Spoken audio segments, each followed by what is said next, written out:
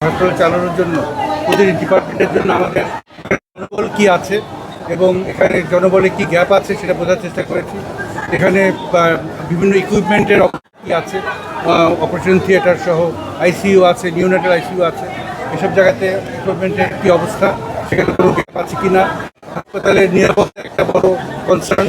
বাংলাদেশের বিভিন্ন সমস্যা হয়েছে নিরাপত্তা নিয়ে। এ ব্যাপারে আমাদের সরকার চেষ্টা করছে প্রত্যেকটা হাসপাতালের নিরাপত্তা বাড়ানোর। স্বাস্থ্যকর্মী, ডাক্তার, নার্স সহ এবং রোগীদেরও নিরাপত্তা বাড়ানোর চেষ্টা চলছে।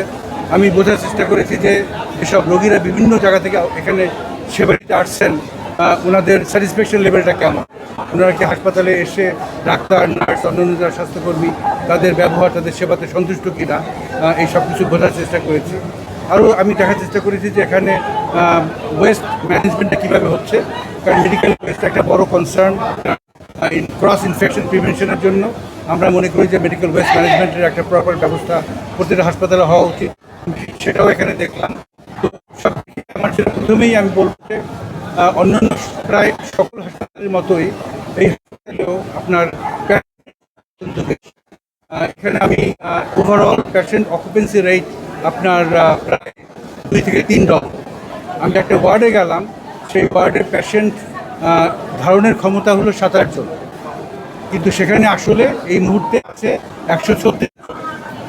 তো স্বাভাবিক 7 গুণ রোগী আছে। আপনারা সবাই জানেন তাহলে আপনার ডাক্তার, নার্স থেকে শুরু করে খাবারের যে অ্যালোকেশন, ওষুধের যে অ্যালোকেশন, এগুলো ডিপেন্ড করে ওই হাসপাতালের রোগীর আসন সংখ্যা, বেড সংখ্যা কত। এই বেড সংখ্যার উপর ভিত্তি করে যেহেতু সব অ্যালোকেশনগুলো হয়, আসলে আমি বলবো যে এটা অলমোস্ট আপনার ইম্পসিবল।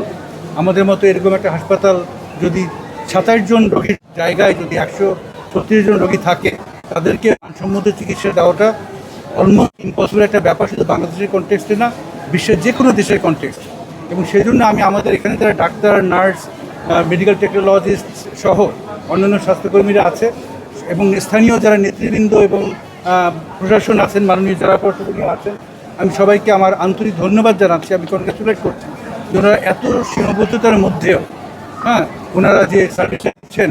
আমি অনেক রোগীর সাথে আলাপ করেছি, আপনারাও সাথে ছিলেন, অনেকেই ছবি ধারণ করেছেন এবং সবাই মোটামুটি বলেছে যে তারা হাসপাতালে আসার পরে ডাক্তার, নার্স এবং তাদের ব্যবহারে সন্তুষ্ট, সেবায় সন্তুষ্ট। তো আমি সবাইকে অত্যন্ত ধন্যবাদ জানাই যে এত প্রতিকূলতার মধ্যেও সেবা দিচ্ছে। কিন্তু আমরা সরকার হিসাবে আমরা দৃঢ় প্রতিজ্ঞ যে আমরা প্রত্যেকটা হাসপাতালের বাংলাদেশের, সেটা উপজেলা স্বাস্থ্য কমপ্লেক্স হোক, জেলা সদর হাসপাতাল হোক, মেডিকেল কলেজ হসপিটাল হোক, এই হাসপাতালগুলো যে ক্যাপাসিটি আপনার আছে, সেই ক্যাপাসিটির সাথে সামঞ্জস্যপূর্ণ যাতে ম্যান পাওয়ার থাকে, ডাক্তার, নার্স, মেডিকেল টেকনোলজিস্ট থাকে, সেই ক্যাপাসিটির সাথে সংগতিপূর্ণ যাতে হাসপাতালের বেড থাকে, ইকুইপমেন্ট থাকে, সেই হাসপাতালে খাবারের যাতে ব্যবস্থা থাকে, রোগীর সংখ্যার সাথে সামঞ্জস্যপূর্ণ খাবারের ব্যবস্থা থাকে, এই সব ব্যাপারে আমরা কাজ করছি এবং ইনশাল্লাহ অদূর ভবিষ্যতে আপনারা যে চিকিৎসা গুণগত মান, এটার একটা বড় ধরনের পরিবর্তন আপনারা দেখবেন।